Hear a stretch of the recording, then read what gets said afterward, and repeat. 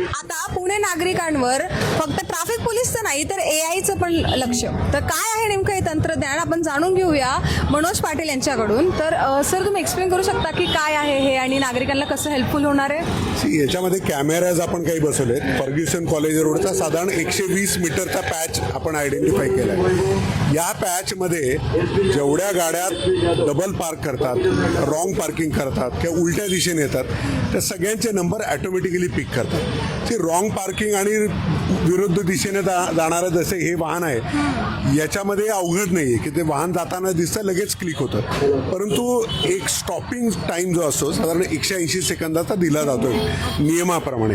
काही लोक ड्रायव्हर गाडीमध्ये बसतो आणि मग त्याचे बाकीचे लोक हॉटेलला जातात, इतर ठिकाणी जातात आणि पोलीस दिसला की मग पुन्हा पटकन पुढं जायचं, फेरी मारायची आणि पुन्हा येऊन थांबायचं.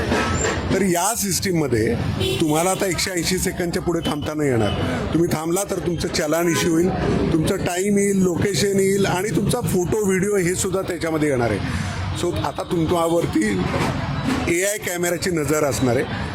आता या नजरेतून तुम्ही चुकू शकणार नाही, कारण ही मशीन आहे, ही इंटेलिजंट मशीन आहे. तर त्याच्यामुळं जी क्रेडिबिलिटी आहे ही क्रेडिबिलिटी याची खूप जास्ती आहे असं मला वाटतं. त्याचा डेफिनेटली काही इम्पॅक्ट होईल या संदर्भातला प्रयोग आम्ही आता फर्ग्युसन कॉलेज रोडवर करू. आणि सर जर समजा हे ट्रायल आता सक्सेसफुल झालं तर पुण्यात परत हर जागेवर लागणार हे आहे?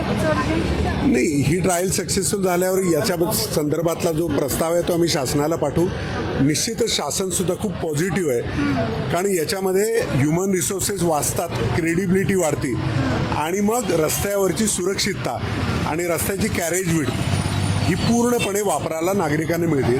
मला वाटतं वाहतुकीसाठी AIचा वापर आवश्यक आहे आणि भविष्यामध्ये तो अनिवार्य आहे असंही मला वाटतं. आणि समजा आता सर FC रोडचे जे आता नागरिक येणार जाणार, तुम्ही त्यांना सांगू शकता का आता हा कॅमेरा कुठे आहे आणि कसं तो कॅमेरा त्यांच्यावर लक्ष ठेवणार आहे? खरं तर त्याची गरज नाही आहे, पण तरीसुद्धा कारण हे आम्ही नवीन सुरू करतोय. आम्ही आता याच्या संदर्भातलं जसं तुम्ही CCTV क्षेत्रात आहात असे बोर्ड असतात, तसं तुम्ही आर्टिफिशियल इंटेलिजन्स कॅमेराच्या क्षेत्रात आहात. Please don't violet traffic rules, हे आम्ही त्यांना प्रबोधनसुद्धा करणार आहे. कारण कारवाई करणं हा उद्देश नाही आहे, प्रबोधन करून लोकांना सुद्धा अपील करणं गरजेचं आहे की कृपया व्हायोलेशन करू नका. चालेल. मी मृदुला नारळे, न्यूज डॉट्स पुणे.